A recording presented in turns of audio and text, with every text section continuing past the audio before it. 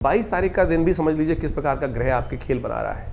22 अक्टूबर को बुधवार का अवसर है, प्रतिपदा तिथि है और इस दिन नववर्ष आरंभ हो रहा है। सबसे पहले तो आप सबको नववर्ष की बहुत बहुत शुभकामना।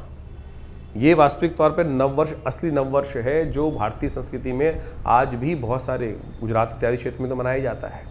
कार्तिक और स्कंद पुराण के अनुसार से अद्भुत उसका वर्णन है। ग्रहों का योगा योग भी इस समय आपके लिए बड़ा अनुकूल बना हुआ है। बुधवार के दिन ग्रहों का ये योगा योग बनकर तैयार है और बुद्ध महाराज भी सफलता की तरफ अग्रसित होने की तरफ बहुत तेजी से आपके बढ़ते दिखाई दे रहे हैं। ग्रहों का योगा योग इस वक्त बता रहा है कि धर्मयुक्त कार्य करिएगा, आलस्य मत रहिएगा।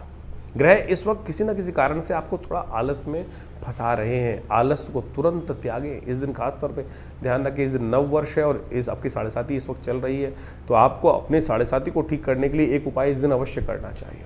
हो सके तो अपने वजन के बराबर या अपनी इच्छा के अनुसार, अपनी सामर्थ्य के अनुसार से सतनाजे का दान अवश्य करने का प्रयास कीजिएगा। शनि भी अनुकूल हो जाएंगे और कष्टों से दूर करने के योग भी बन जाएंगे।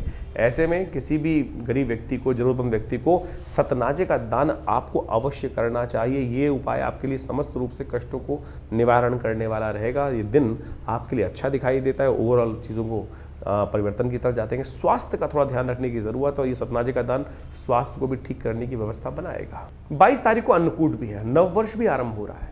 गुजरात इत्यादि में आज भी परंपरा है कि कार्तिक कृष्ण पक्ष की प्रतिपदा को नववर्ष के रूप में मनाया जाता है। भगवान कृष्ण की सुंदर उपासना की जाती है और ये दिन अद्भुत योग लेकर आता है।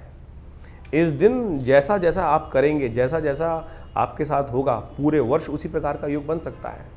तो अच्छे रेजोल्यूशन, आमतौर पे लोग कहते हैं ना, नए साल के दिन से अच्छी अच्छी बातें सोचनी चाहिए, गलत काम नहीं करना चाहिए, अच्छे कपड़े पहनने चाहिए, सुंदर भाव सोचना चाहिए।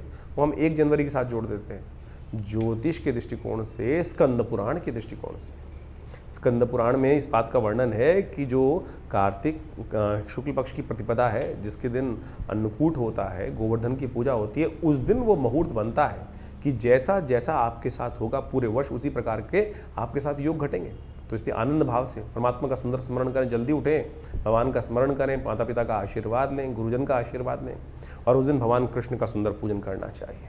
भगवान कृष्ण का अन्नकूट के रूप में, अन्न गोवर्धन के रूप में प्रकृति की पूजा करने का जो सिद्धांत है, अद्भुत है। 56 भोग लगाए जाते हैं भगवान को। ये 56 भोग का सिद्धांत भी बड़ा विचित्र है।